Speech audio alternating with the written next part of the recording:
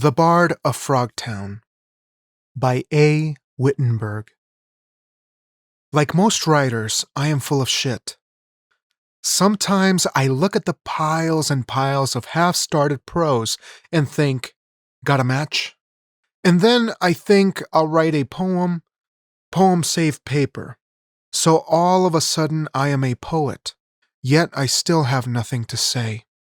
Write, writer, write. God damn it, write, you fucking idiot. Asshole. Hole in the ass, craphead, son of a bitch. Hey, what? Don't get personal. By the way, my real father, yes, the one I have never seen in my life, is a goddamn poet. My mother still gets an occasional sestina through the mail from his as-yet-to-be-published chapbook entitled The Part of Me That No One Knows. Tell me about it. Yet, as a poet, I just don't feel like I am any good. When I was younger, I used to read my stuff with a sense of accomplishment. Now I just cringe. After work, I come home and try to get busy on something gold, and it turns on trite, banal, and unkempt. Children are natural artists. Then they get old and they dry up.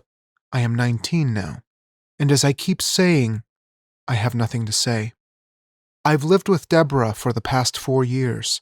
When I left home, it was like a funeral, except no one had died. I was so sad. I cried once I hit the main drag. Big tears, buckets of them. I was 15 when Deborah and I found our own place. We moved from a little town to a big city, from west to east while still staying north. We live in rough and tumble Frogtown. In Frogtown, us people sell crafts. They line the drags with their hand-manufactured baskets, pottery, metal works, and textiles.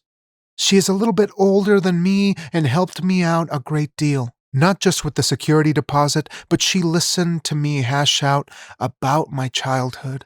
Long nights we spent therapeutically bottle and blunt, passing till I got it all out. The words, I realize now that not only do I hate my stepfather, but I also resent my younger brother, and that my mother is a continual source of frustration. With all that meme-sized and catharticized, I should crack open like an egg. I should have plenty to write about. I should look at a blank piece of paper and fill it. I wash airplanes for a living. Somebody has to. I wake up at 5 a.m. and go down to the airport and scrub the thick plastic windows with a long-handled brush. I have always loved planes, always dreamed of floating above things, tempting God with man-made angel wings. When I got home this afternoon, Deborah was in broken-in jeans, a teal t-shirt, and the familiar fawn-colored leather jacket. She wears all of this indoors because we have limited heat. Sometimes the walls get frost-covered. Still, Deborah is a diligent writer. She does songs. I walk in and she is holding the guitar pick between her teeth as she scribbles notes on a page. She flicks her head back and winks at me. She is a winker. Always winking. And I think just who in the hell wears the pants in this relationship? She does. Deborah loves bits of clutter, books and papers and hankies that she blew her nose on. I can't stand it. Often I just want to tidy up, but dare I take liberties with her, well, I suppose genius is as good a word as any. But perhaps it's still not the right one. A few months ago, Deborah sold one of her songs to a big deal cosmopolitan company. She got $500 outright. We had steak for a week. That's the problem with being a Zoe and dealing with a cosmos. Everything you sell is sold outright, and haven't us blacks have given enough away? They have stolen our land, our women, now our music. The name of the song was A White Sleeve of Moonlight, and when Deborah sang it, it felt black. It was textual and lilting, yet bodacious as cowboys. She used steel strings instead of the cosmopolitan twinkling of a piano. I heard the Cosmo version on the radio and I almost kept passing the dial. It was a totally different song, and a corny one at that. Oh, Deborah. She was the sanctuary from my problems. I forgot she had so many of her own. She was like a regular Zoe with a family tree that tangled at the root. I could never get it straight, but I knew she was the half-sister of the dead Rice Street man. The Rice Street man that my brother Solly was so enamored with. The Rice Street man that smelled worse than his dog. And as if that weren't bad enough, quite a few of Deborah's short on dollars, long in the tooth relatives used to stay over temporarily for months and months, and poor little Deb was treated like she was invisible. She was forced into disappearing to create a room. She used to have to give up her bedroom and sleep on the couch. It was then that she learned to play that funky old guitar that she'd found in a dumpster. At night, while all the livins were raising hell, she'd mouth the words, practice fingering, playing without sound. Just another blonde-haired girl in a country that overflowed with them. So unprettied up, you could take her for granted. I have never seen her in a dress, but then again, she's never seen me in one either. I like to use her life in my writing even more than I like to use my life in my writing. Writers are the worst type of people God ever put on this earth. They note the way the dirt falls on a casket of a dear friend because they know they can use it later. It is always my writing, my writing, my writing. The whole fucking world revolves around my writing. I want to write a poem. Lovers make the worst critics, so why do I always ask my Deborah? I show her my words few and she says, I don't know, it sort of sticks in my throat. I snatch the paper back from her and tell her that she was supposed to fucking read it, not fucking eat it. She laughs at me. She laughs at me.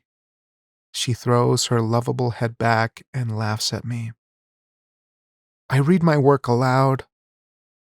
Salt without bread. Thorns on a cactus.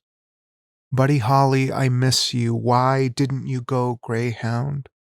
I smile, puffing my chest out. Sure, it needs some revision, but it's not all bad. The images are clear and concrete. The sound and rhythm may need some spit and polish. All right, it sucks.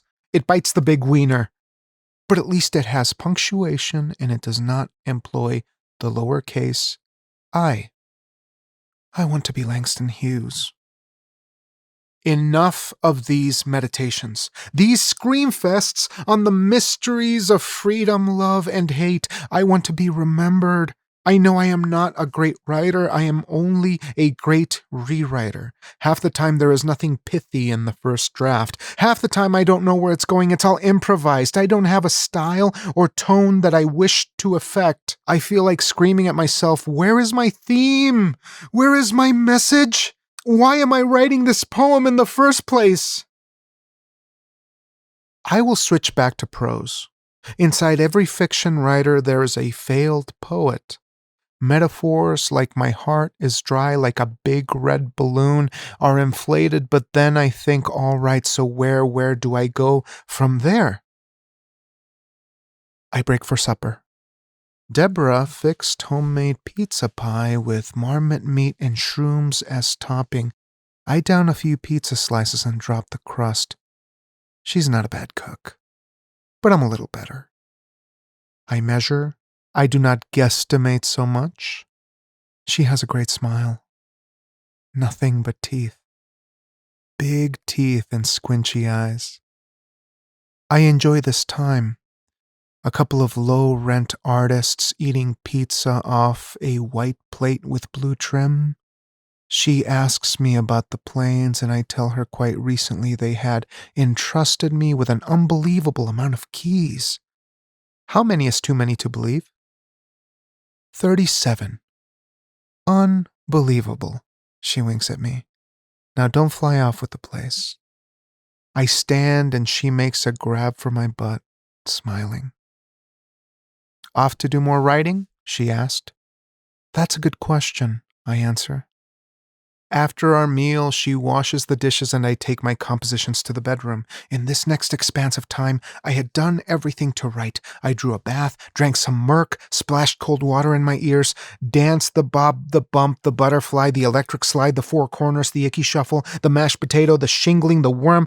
I felt refreshed, but still no words. So I light up and dream I was able to make love to Deborah, only she has thick black hair and the wind blows and exposed her blonde roots. Her eyeliner ran down her cheeks like fast graffiti. Those long, full breasts had shrunk to teacups. I dream of white food as symbolism, rice pudding and glazed donuts, space. Time and space, time sitting, smoking in the numb silence, watching the snow as if it were doing something wild, like disappearing instead of the same old, same old. I press my face against the pane and gaze at the wide, white city below. Winter. Heavy snowstorms at the floodgates, bringing up a whirlpool of memories. Snowing as marvelous as sugar, pink and white candy-coated Christmas. Deborah, her bland blue eyes told of a fairy tale of cabbage and rye toast. Deborah shouting a rendition of White Christmas. I start singing along real low and soft. You'd have to read my kisser to tell. Wilting. The soundtrack mixes over and over. Are you going to share? Or is a contact high all that I can hope for? Is the question that wakes me. Deborah stands by the doorway, 25 years old, and wasting her time on me.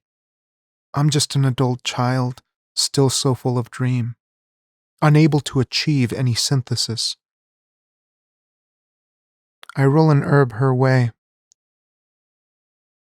Sometimes it's better not to force it, I think, as my ramrod is in her and I'm frictioning her. Sometimes it's better to distill in the hope of further cross-fertilization. I do have the beginning of something. Snow like sweat or smoke, like mercury rising above itself in a cloud.